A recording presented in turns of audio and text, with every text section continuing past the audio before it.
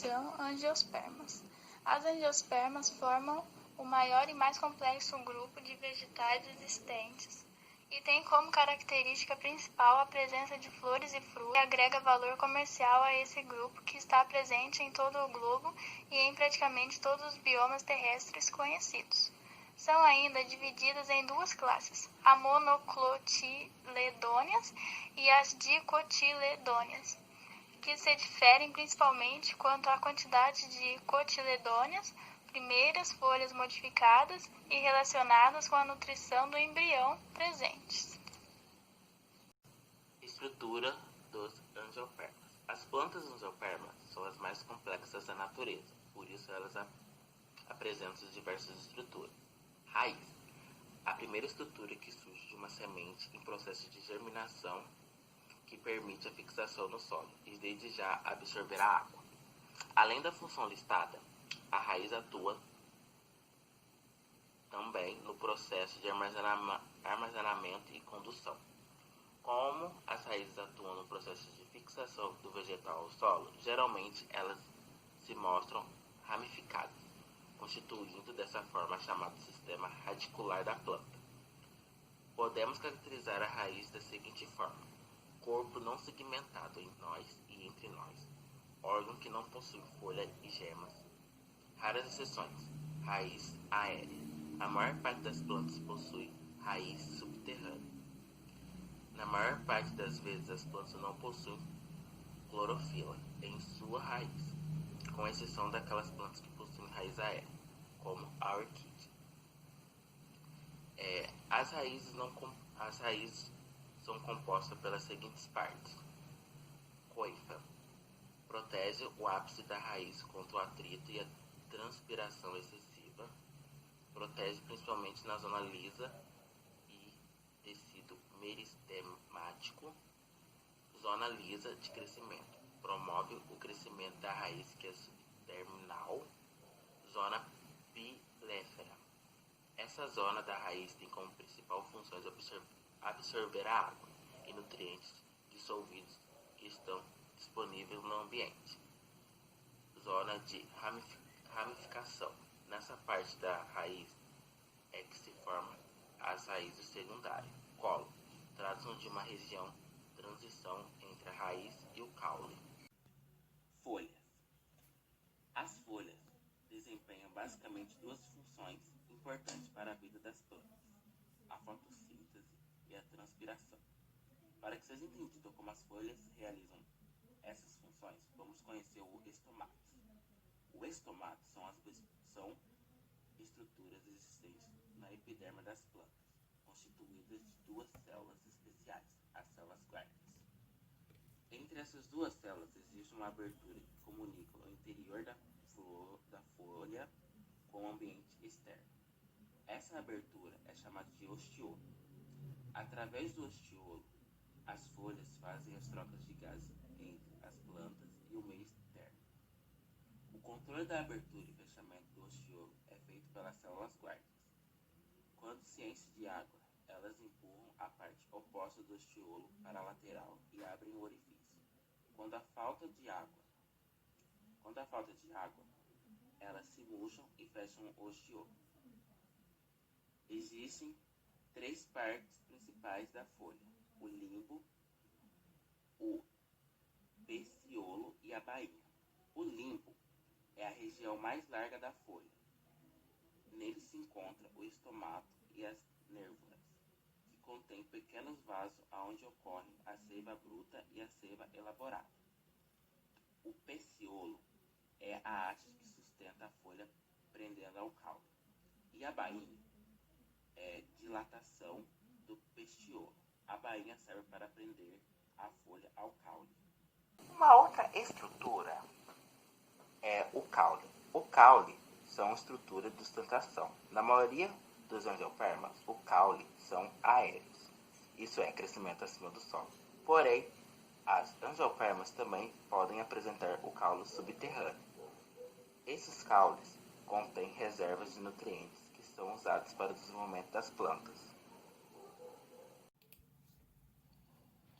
Flores. As flores são uma estrutura extremamente importante para os angiospermas. por conter o sistema reprodutivo da planta. Além disso, as flores possuem algumas várias características, como as multicores, o perfume, o líquido açucarado, o néctar, que serve de alimento às abelhas, ou até mesmo a falta de todos esses elementos. Mas uma coisa que todas têm em comum é a capacidade de produzir sementes e frutos. Mas primeiro vamos ver como é a estrutura das flores e como se comporta. Os órgãos principais são o pedúnculo, que liga a flor ao resto do ramo, o receptáculo, a dilatação na área terminal do pedúnculo, onde são inseridas as demais peças florais, o órgão de proteção, o perianto. Os órgãos de proteção têm a responsabilidade de cobrir as peças florais e auxiliá-la a atrair animais polinizadores para ajudar na reprodução. Cálice, conjunto de sépalas. As peças florais mais semelhantes às folhas, pois são geralmente verdes. Sua função é proteger a flor quando ainda é botão. A flor sem sépalas é considerada assépala. Se todo perianto tiver o mesmo aspecto e for semelhante às sépalas, é denominado sepaloide. Nesse caso, diz que o perianto é indiferenciado. Corola, conjunto de pétalas, peças florais, geralmente coloridas e perfumadas, com glândulas produtoras de néctar na base, para atrair os animais polinizadores. A flor sem pétalas é chamada de apétala. Se todo perianto for igual e for semelhante às pétalas, diz que é petaloide. Também, neste caso, o perianto é denominado indiferenciado. Órgãos reprodutores. As folhas férteis e modificadas, mais localizadas no centro da flor, são chamadas de esporófitos. As folhas férteis masculinas formam um anel externo e as folhas férteis femininas formam um anel interno. Androceu, parte masculina da flor, é o conjunto dos estames. Os estames são folhas modificadas ou esporófilos, pois suportam esporângios. São formados por um filete, corresponde ao pecículo da folha, e anteira, corresponde ao limbo da folha. Gineceu, parte feminina da flor, é o conjunto dos carpelos, e cada carpelo ou esporófilo feminino consiste em uma área oca inferior, alargada, chamada ovário, um local que contém ovos. Após a fertilização, as paredes do ovário formam um fruto. O carpelo se estende por uma área estreita, o estilete, e termina em uma área ampliada que recebe os grãos de pólen, chamada de estigma. Geralmente o estigma é maior do que as anteras, a fim de dificultar a autopolinização. Fruto. O fruto é formado a partir do desenvolvimento do ovário, após a fecundação. Em alguns casos, outros tecidos além dos ovários se desenvolvem e formam partes carnudas. No último caso, temos uma fruta auxiliar, anteriormente chamada de pseudofruto. Existem 3 camadas importantes no fruto: o exocarpo, o mesocarpo e o endocarpo. O exocarpo é a camada mais externa, o mesocarpo, a camada média, e o endocarpo, o mais interno. Em geral, as frutas podem ser divididas em simples, agregadas e múltiplas. Frutas simples são frutas feitas de um ou vários corpos frutíferos conectados entre si. Podemos dar exemplo como abacate. O chamado fruto agregado são aqueles formados por uma flor que possui carpelos separados. Podemos citar a framboesa como exemplo. Por sua vez, muitos frutos são aqueles que surgem da inflorescência. Podemos citar o abacaxi como exemplo.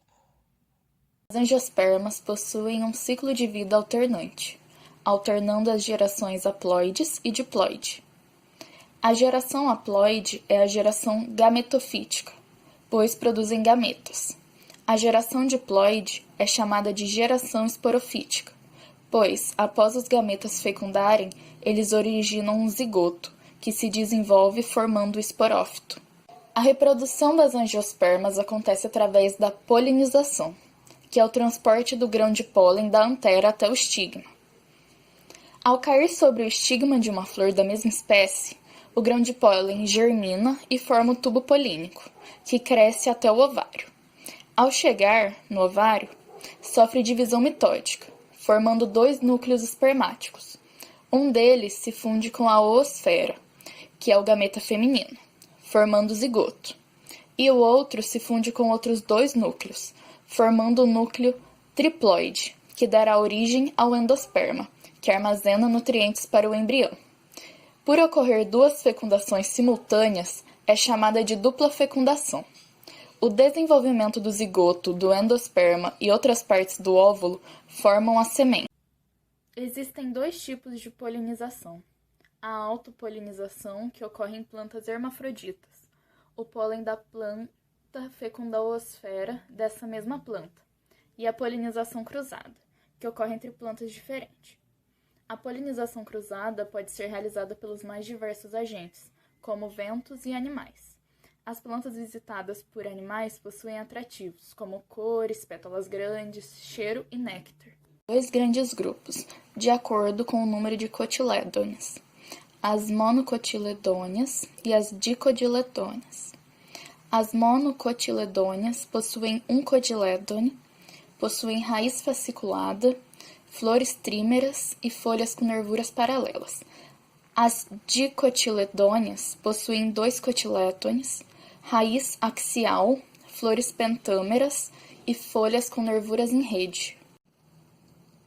Principais diferenças. As sementes da angiosperma são colocadas dentro de uma fruta e as gimnospermas possuem sementes nuas.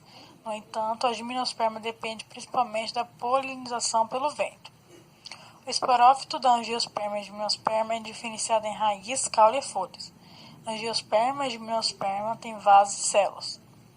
O sistema vascular é comum a ambos, constituído de conjunto e feixes vasculares. Poliembrionia, uma característica comum das gimnospermas e também comum em algumas angiospermas. E um suspensor é formado. Principais diferenças. As sementes da angiosperma são colocadas. Curiosidades. De todas as espécies do grupo, 65% são dicotiledôneas. As angiospermas é o grupo mais predominante da Terra. Das 350 mil espécies conhecidas atualmente, 250 mil são angiospermas. É o único grupo que contém raiz, caule, flor, fruta e semente em uma só planta. O tomate é um fruto na qual possui vitaminas e sais que auxiliam muito na manutenção do corpo, podendo proteger do câncer de próstata, e tudo isso com apenas 15 calorias por cada 100 gramas consumida. As angiospermas podem ser encontradas em praticamente qualquer tipo de ambiente. Algumas angiospermas têm fins medicinais, como a babosa, que além de ser cicatrizante, reidrata o tecido capilar. O seu processo de reprodução pode depender ou de animais ou da ação do vento. É o grupo de planta mais evoluído da Terra.